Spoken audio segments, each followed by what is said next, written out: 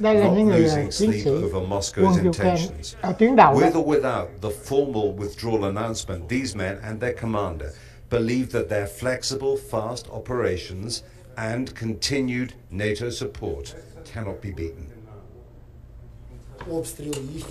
Step by step, we will reach victory. We will not rush, losing people on our way. Quân Ukraine nó The trả lời Russian từ troops từ are từ scared. sẽ đi They đến didn't chiến thắng, expect không so có vội much vã. resistance from our side. Ukrainian soldiers will suspect Russia's motives until their position just a few kilometers from enemy lines Đây là is quân Ukraine đang exposed dùng máy bay and in the line of fire. không người lái nhỏ nhỏ để nó bay lên, nó thám thính who's known by quân his của call sign của Playboy is scouting Nga đó. out where best to attack. Thì bên Nga nó cũng có máy bay giống vậy. Đây là cái màn hình, nó ngồi tại chỗ bên quân Ukraine đó. Họ nhìn thấy quân của Nga đóng chỗ nào. On the screen, he can see blocky images of Russian soldiers. Nhờ như vậy đó, những cái dụng cụ này mà đánh thắng quân Nga đó, đẩy lùi quân Nga. Bây giờ là chiến tranh về công nghệ.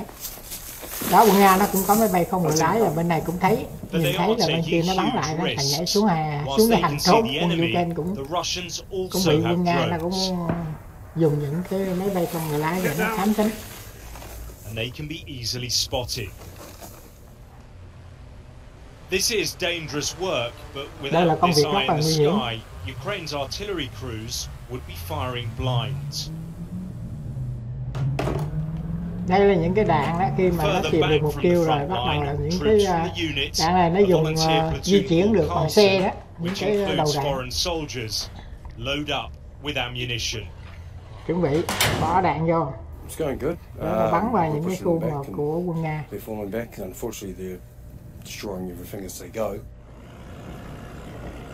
With winter on its way, the fight for Kherson has become more desperate. Đây là cái trận chiến Ukraine ở eager to take advantage thành of phố its Kherson momentum đó. and Russia's retreat.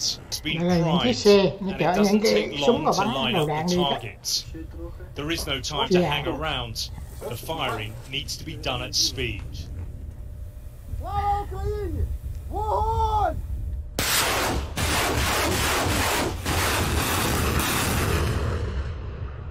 Images captured by drones show the impact. It's these kind of barrages that are forcing the Russians to withdraw. Đây là quân Nga đang rút lui đó. But even before the smoke clears, the Ukrainian artillery team are making their escape. They're vulnerable now to a rapid. Đây là quân Ukraine đang đi vào cái thành phố Kherson để dùng ngoại ô đó, chưa có vô. 20 kilometers from the port, the soldiers quickly spring into action. Trên đường thấy những cái dụng cụ của quân Nga để lại. Keeping up the pressure after Russia's defense minister announced the Kremlin's forces were falling back to the other side of the Dnipro River. It is a significant defeat. Đây là những cái phi đạn của quân Ukraine đã bắn vào. It's estimated there could be thousands of Russian soldiers still on the West Bank, potentially trapped. Nga đang kẹt về Here, cái phía shallow dugouts by tây the side of the road have now been deserted. Ukrainian firepower has pushed them out of this area. Artur, whose parents are still trapped in occupied Kherson city, hopes it will not be long before they are reunited.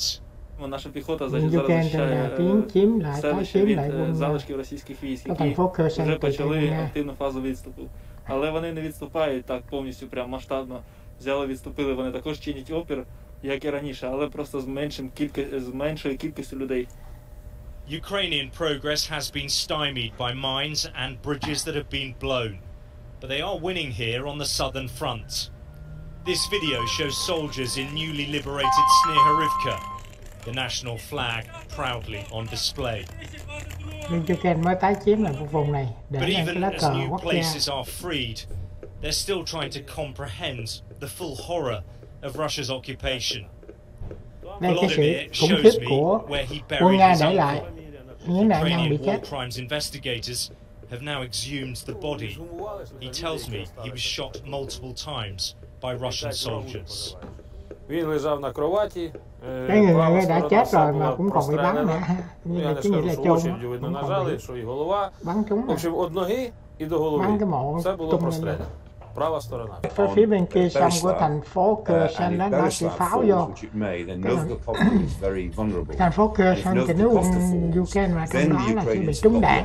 Thành ra quân Ukraine cũng rất là cẩn thận, không có vội vã đi vào sau khi mà quân Nga đã rút lui. So I think this battle will turn not so much on what happens in Kherson over the next week, but what happens in Novokhovka